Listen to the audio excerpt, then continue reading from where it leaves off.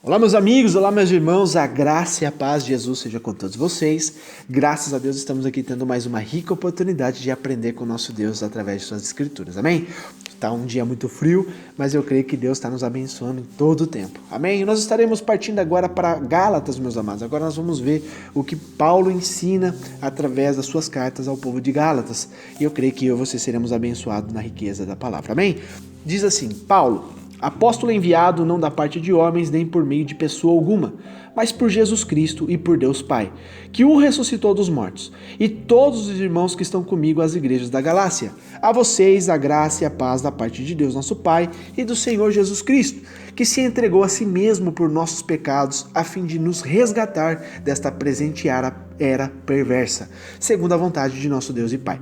A quem seja a glória para todos sempre. Amém. Eu admiro-me de que vocês estejam abandonando tão rapidamente aquele que os chamou pela graça de Cristo para seguirem outro evangelho, que na realidade não é evangelho. O que ocorre é que algumas pessoas os estão perturbando, querendo perverter o evangelho de Cristo. Mas, ainda que nós ou um anjo dos céus pregue um evangelho diferente daquele que pregamos a vocês, que seja amaldiçoado.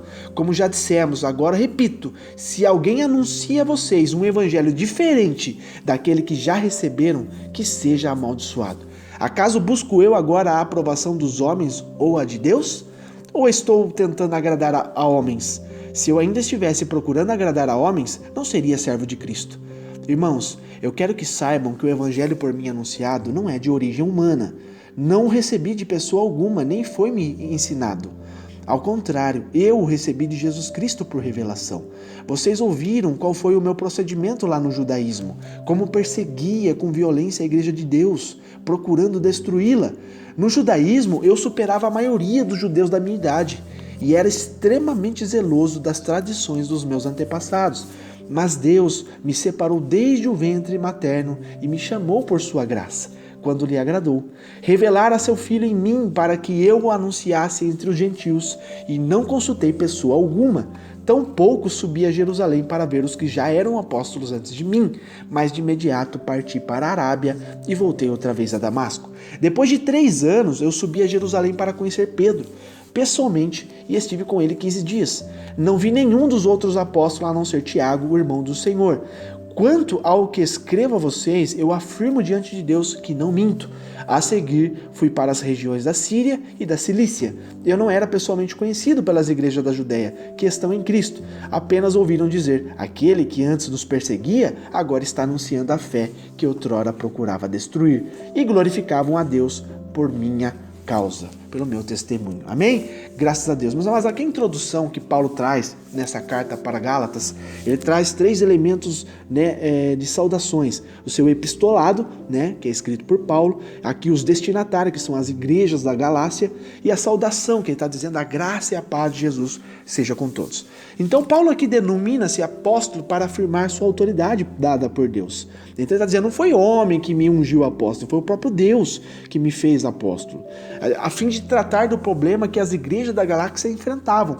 Ele foi constituído apóstolo não da parte dos homens, nem por homem algum, mas por Jesus Cristo e por Deus Pai. Essa é a origem do chamado especial de Paulo para ser apóstolo, amém? Chamado que ele recebeu quando teve um encontro com Cristo lá na estrada de Damasco, quando ele estava indo para perseguir o povo, para destruir, para matar, para escravizar o povo. Ali ele teve um encontro, onde ele caiu mesmo de rosto ao chão, e ele ouviu o próprio Jesus falando com ele, e ali ele teve um encontro verdadeiro. Então a expressão que o ressuscitou dos mortos é uma referência à ressurreição de Jesus Cristo, a crença aqui central da fé cristã. 1 Coríntios 15 a gente lê sobre isso. Então todos os irmãos que estão comigo, Paulo está sugerindo aqui que havia com ele um número considerável de cristãos, membro da família da fé. Ele se associa aqui a esses cooperadores anônimos, quando envia saudações às igrejas da Galácia. A Gálatas aqui, é uma carta circular, destinada a várias igrejas de uma mesma região. Então ele envia essa carta né, para essa região, que ela vai ser distribuída entre as igrejas, né, para trazer esse ensinamento, trazer toda essa passagem, né, que o Senhor mesmo está através dele ensinando as pessoas.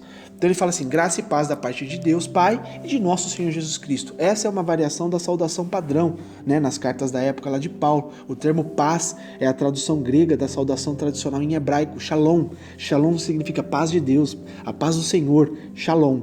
Então Paulo normalmente combina as duas ideias de graça e paz na introdução de suas cartas. A gente sempre vai vendo ele saudando as pessoas assim. Então a verdadeira mensagem de salvação está baseada somente no quê? Na graça de Deus, recebida pela fé. E ela traz paz com Deus. A gente vai vendo essa riqueza, né, através de Efésios 2:8 e também sobre a paz de Deus em Romanos 5. Então, o que ele está dizendo aqui? A qual Cristo se deu a si mesmo por nossos pecados. Essa frase aqui, mas antecipa a discussão de Paulo sobre a redenção em Gálatas. Né? Em um breve resumo das boas novas, a morte de Cristo é para vocês salvação. A afirmação que Paulo está trazendo aqui, que é para nos livrar do presente século mal, e é semelhante à passagem dos Colossenses. Ele está dizendo, meus amados, aqui o Senhor Jesus se entregou por nós, para que a fim que nós tenhamos paz, para que nós tenhamos o que? Vida. Amém? Deus nos tirou da potestade das trevas e nos transportou para o reino do Filho do seu amor, a Jesus Cristo.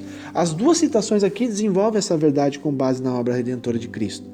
A gente vê lá em Colossenses 1,14, né? Sugerindo que o verbo, meus amados, livrar, ele refere-se à separação e livramento das tentações deste presente século. Só temos força, meus amados, só temos condições de vencer todas essas coisas estando em Cristo, estando em Jesus, aliançado com Ele. Porque sozinho nós não temos condições de vencer, não temos condições, né, de suportar as tentações deste presente século sem a presença de Deus.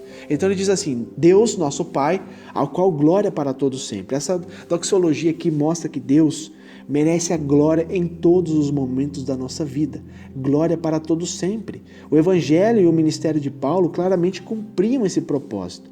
Para todos sempre. Tá muito bem? Dê glórias a Deus. Tá ruim? Dê glórias a Deus. Né? Passe a luta cantando, passe a luta louvando a Deus, porque nosso Deus, Ele é bendito, meus amados, Ele é digno de toda a glória, de toda a majestade, de todo o louvor. Né? Então o uso da expressão que maravilha-me, ele revela o espanto contínuo, né? Com os Gálatas, né? Por abordarem o evangelho da graça imerecida de Deus. Graça, meus amados, sendo traduzida, ela significa favor imerecido. Nós não merecemos, mas por amor a Deus, Ele mesmo nos amou e nos concedeu a vitória. Então, inconscientemente, aqui os Gálatas haviam se encantado com outro evangelho. Quantas vezes nós vemos isso também nos dias de hoje? Pessoas não sendo levadas, induzidas pela palavra verdadeira, mas sim por quê? Por encantamentos. Pessoas adaptando a Bíblia para trazer aquilo que o povo quer ouvir e não o que Deus quer falar. Isso, meus amados, tem ocorrido muito nos dias de hoje, né? As pessoas se encantando por um outro evangelho, que não era o evangelho verdadeiro da salvação de forma alguma, né? Os que aqui inquietavam os Gálatas eram culpados de tentar transtornar o evangelho de Cristo, sem, no entanto, apresentar-lhes alternativa melhor. Então Paulo aqui passa, né, do hipotético para o real, a denunciar que os Gálatas transtornaram o evangelho. Se alguém, até mesmo os apóstolos ou um anjo do céu, meus amados, se quisesse anunciar outro evangelho, deveria ser considerado anátema. Sendo assim, alguém que anunciasse uma mensagem diferente daquela que as Gálatas receberiam de Paulo, né, o evangelho que não é segundo os homens, mas segundo a revelação de Jesus Cristo, merecia efetivamente a destruição eterna. A preocupação de Paulo com a pureza da mensagem do evangelho é revelada quando ele afirma que quem ensinasse um evangelho falso seria destruído por Deus. É muito grave isso, meus amados, muito grave, né? Agradar a homens não era nem a motivação de Paulo, nem a fonte de sua autoridade. Paulo constantemente aqui procurava a aprovação de Deus. Ele não baseava suas decisões nas opiniões de outras pessoas. Nada. Em vez disso, ele tinha o firme objetivo de agradar somente a Deus. Em Filipenses 3,14 ele diz sobre isso também, né? Como apóstolo. Paulo era um líder, né? Mas sempre foi um servo de Cristo. Então essa extensa passagem aqui é uma das seções autobiográficas aqui mais longas das epístolas de Paulo, né? A gente vê em 2 Coríntios 11, 22, que a gente já leu, e em 2 Coríntios 12, 10 também. Então nenhuma criatividade humana estava tornando mais atraente o evangelho anunciado por Paulo. Não, ele só o conheceu porque o recebeu por revelação especial de Jesus Cristo em sua conversão. A gente vê essa história lá em Atos 26, né, quando o Senhor apareceu para ele. Então o judaísmo que ele diz aqui significa o estilo de vida judaico, né, que se baseava em parte na obediência do Antigo Testamento e em parte em outras tradições, né, dos pais ou líderes do povo. Então a conduta de Paulo antes da sua conversão fez com que ele se sobressaísse no judaísmo de duas formas. Primeiro, ele era cuidadoso ao guardar a lei e as tradições, certamente mais cuidadoso do que todos os outros judaizantes da Galácia, né? Ele está dizendo aqui. E ele perseguia a igreja de Deus para destruí-la, fazendo isso sob a autoridade de líderes religiosos judeus. Ele era ignorante, ele simplesmente seguia o que ele acreditava, e com muito zelo, com muita fidelidade. E agora que ele foi, né, restaurado, foi convertido, Jesus apareceu para ele, ele foi ali transformado, agora ele continuou fazendo a mesma coisa, zelo. Ele continuou sendo zeloso, continuou sendo fiel, obediente, mas agora com a verdade que foi revelada a ele. Amém? Então, com as palavras aqui que fazem esse eco ao chamado do servo messiânico, né, que em Isaías 49 a gente vê isso, do profeta Jeremias também, Jeremias 1,5, Paulo relata que Deus o escolheu para ser um apóstolo, antes de seu nascimento. Ele está dizendo, olha assim, antes mesmo de eu nascer, o Senhor permitiu eu fazer tudo o que eu fiz de errado, mas antes mesmo de eu nascer, eu já fui separado por Deus, né? Paulo, como os judaizantes na Galácia, já havia tentado obter a salvação por meio de obras, né, de boas obras. No entanto, o seu chamado apostólico e sua conversão se deram por meio da graça, o favor imerecido de Deus para com ele. Se a mensagem do evangelho de Paulo viesse de homens, ele teria precisado consultar outras pessoas para recebê-la ou para validá-la. Mas não foi ninguém, não foi nenhum discípulo, não foi nenhum apóstolo que chegou nele, ninguém. Não foi um pastor, não foi um profeta, não foi ninguém. O próprio Jesus, né, se apresentou para ele e ali converteu ele. Amém? Então Paulo está dizendo aqui, né, para isso ele teria, né, tido de viajar a Jerusalém, onde estavam os outros apóstolos, para participar da tal discussão. Em vez disso, quando partiu de Damasco, onde havia ficado logo ali depois da sua conversão ao cristianismo, ele foi para a Arábia, né? Esse era o reino dos nabateus, né, que se estendia de Damasco até o Mar Vermelho, incluindo ali as partes da Síria, Jordão, Israel e Arábia Saudita.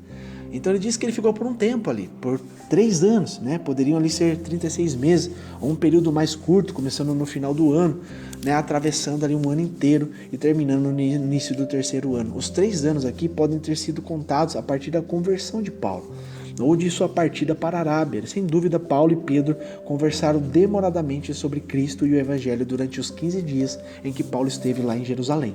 A visível referência aqui a Tiago, irmão do Senhor, né, como sendo um dos outros apóstolos, mostra que a palavra apóstolos nem sempre se restringia aos 12. A gente vai vendo em Mateus 10, 1 Coríntios 15, a gente vai vendo que tinha, né, até Bernabé citou ali como apóstolo. Então a sequência aqui em 1 Coríntios 15, a gente vai vendo na qual Tiago, Paulo e todos os apóstolos aparecem na lista dos que viram o Cristo ressurreto. E aqui implica que Paulo pode ter aceitado que Tiago tinha também, pelo menos em parte, qualificações apostólicas comuns às dele. Atos 1, 21 ao 26, a gente lê sobre isso. Então, após a sua breve viagem em Jerusalém, meus amados, Paulo aqui, ele foi para a Síria e a Cilícia, provavelmente a mesma viagem mencionada lá em Atos 9:30, na qual foi a de Jerusalém, ao lugar onde passou a infância, em Tarso, na Cilícia. Atos 22:3. E ao que parece, notícias sobre o ministério contínuo de Paulo em Tarso e nas regiões vizinhas ali chegavam constantemente às igrejas da Judéia, lá em Jerusalém, né, uma vez que Barnabé teve a confiança de procurar Paulo para ajudar na obra da Antioquia da Síria. Amém? Então, aqui ele termina falando assim: e glorificavam a Deus a respeito de mim. Isso foi o resultado do ministério de evangelismo de Paulo, né, de acordo com a glória constante e eterna que Deus tem em nome de Jesus Cristo. Amém? Graças a Deus por essa palavra. Aqui fica mais um pedacinho, meus amados, desses ensinamentos de Paulo às igrejas, né? Coisas muito profundas que a gente pode tirar muitos ensinamentos para a gente aplicar no nosso dia a dia, para sermos mais que vencedores em Cristo Jesus. Amém? Que Deus te abençoe, fique na graça e na paz de Jesus.